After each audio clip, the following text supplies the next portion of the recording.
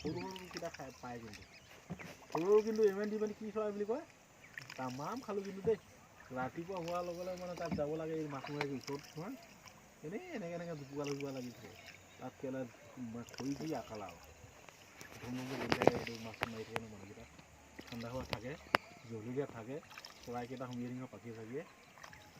একদম বিন্দাজ নিমখ চিমখ দিয়ে এনেকুৱা টেষ্টি লাগে ন খাই সেইটোতো বুজাব কি গছনো কোনটো এই মূৰাবিলাক ইটো পাতবিলাক যে সেউজীয়া হৈ এতিয়া ইয়াত খাবলৈ একো নাপাম ন ইয়াত জংঘলত একো না খাবলৈ